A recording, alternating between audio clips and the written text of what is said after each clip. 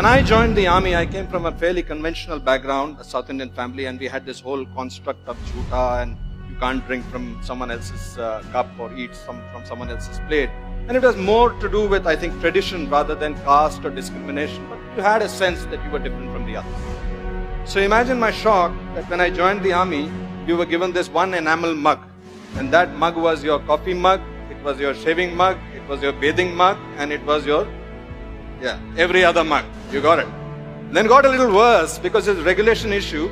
So despite scratching your name on it, they would get interchanged. And so you could be drinking your coffee from someone else's every other mug.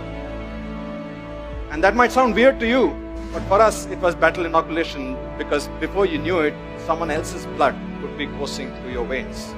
When a soldier is wounded, he doesn't really care whether he's getting the blood from a Christian, Muslim, Sikh, Jat, Maratha, it doesn't really matter.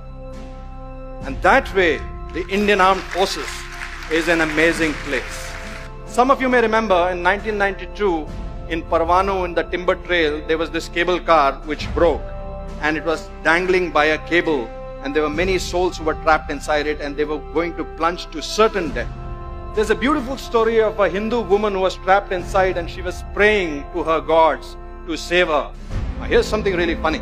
This woman was reaching out to her Hindu gods, but it was a Christian paracommando who came down, flown by a Parsi major. I don't know how many of you know this, that in our armed forces, we don't have any mandir, masjid, gurdwara. We have what is called a Sarva Dharm Stha, in which all the religions are prayed together.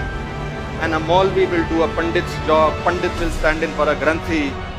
Somehow the gods don't seem to care either. Soldiers don't go into war because they hate the enemy in the front. They go to war because they love their countrymen in the back. Let's not forget that the strength of this country, which is symbolized by your armed forces, is the unity of its diversity. Let's not forget that. Jai Hind!